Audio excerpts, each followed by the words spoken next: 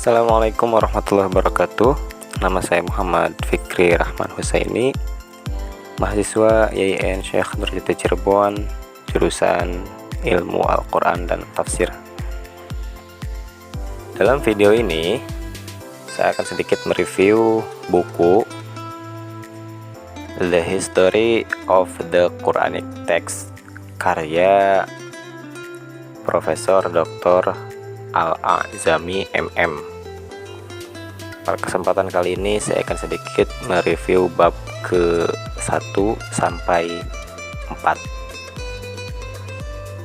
Pada bab pertama dan kedua, mungkin langsung kedua saja, sekilas tentang sejarah Islam di masa silam. Arab pra-Islam. Mengenai kondisi geopolitiknya, semenanjung Arab menjadi dunia yang paling mudah dikenal di alam ini karena letaknya yang dekat persimpangan ketiga benua. Di sebelah barat dibatasi oleh Laut Merah, sebelah timur dibatasi oleh Teluk Persia, sebelah selatannya dibatasi oleh Lautan India, dan Suriah dan Mesopotamia ke utaranya. Kisah Nabi Ibrahim dan Kota Mekah.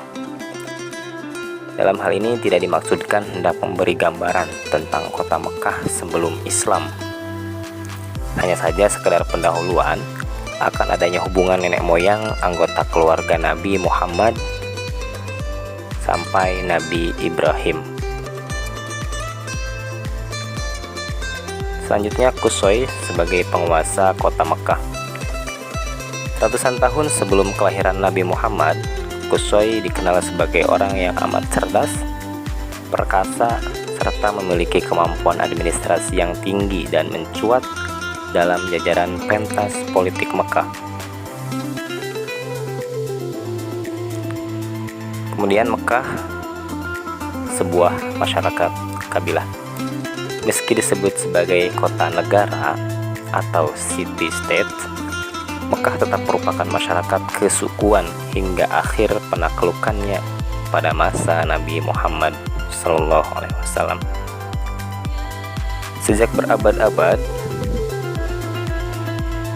penyembahan patung berhala tetap tak terusik, baik pada masa kehadiran pemukiman kaum Yahudi maupun kristenisasi yang muncul dari Syria dan Mesir. Penulis menyebutkan bahwa dulunya bangsa Arab yang mengikuti agama Kristen bukan disebabkan oleh sikap persuasif, melainkan akibat kekejaman kekuasaan politik.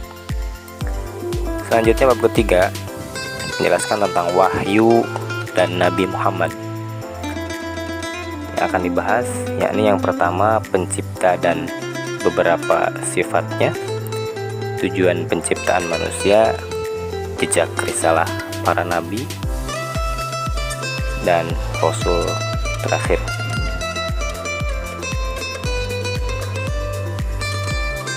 Pencipta dan beberapa sifatnya. Allah berfirman dalam firman-Nya Quran surat Al-An'am ayat 102, "Dzalikumullahu rabbukum la ilaha illahu la ilaha illahu khaliqu kulli syai'in fa'buduh wa huwa ala kulli syai'in wakil."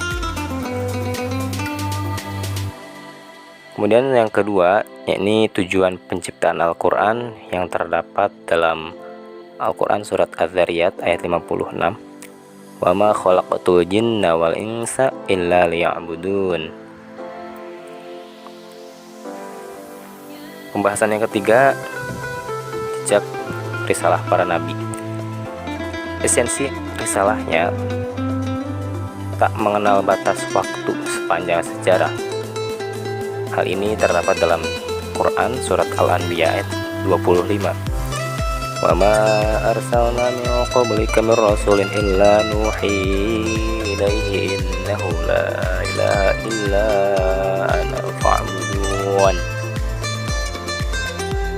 Dan rasul terakhir secara gamblang dijelaskan pada surat Al-Ahzab ayat 40 yang berbunyi, "Ma kana Muhammadun aba ahadim mir rijalikum walakin Rasulullahi wa khatimun nabiyyin." Selanjutnya bab keempat ini menerangkan tentang pengajaran Al-Quran. Ayat pertama yang diwahyukan oleh Allah pada Nabi Muhammad SAW adalah surat Al-Alaq ayat 1 yang berbunyi, "Iqra bismi rabbikal ladzi khalaq." Penulis menyebutkan bahwa sepotong ayat tadi memberi isyarat bukan tentang persoalan buta huruf, namun pentingnya pendidikan yang sehat bagi masyarakat mendatang.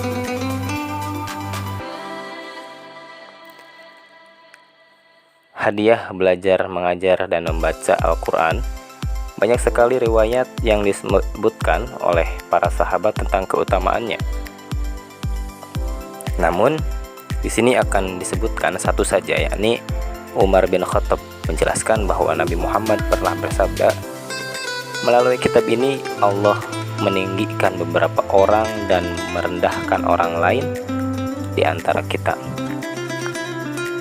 Zaman periode Mekah, Nabi Muhammad sebagai guru Al-Quran.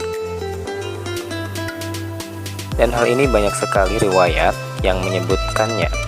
Salah satunya yaitu Nabi Muhammad mengajarkan pada 3 orang sahabat tentang surat Yunus, Toha, dan Hal Ataka secara berurutan.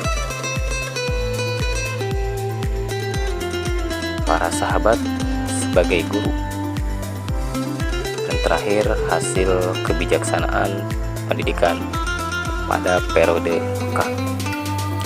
Salah satunya yakni saat Nabi Muhammad sampai ke Madinah, beliau diperkenalkan dengan Zaid bin Sabit, anak lelaki berusia 11 tahun yang telah menghafal sebanyak 16 surat dalam Al-Quran.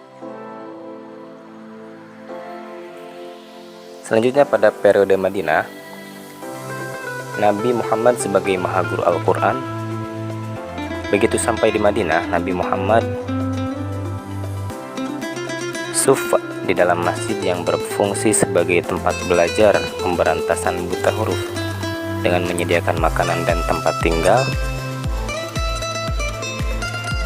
Dan masih banyak kisah tentang Nabi Muhammad sebagai guru Al-Quran di Madinah yang tidak bisa disebutkan. Kedua, tentang dialek yang digunakan oleh Nabi Muhammad dalam mengajarkan Al-Quran di Madinah.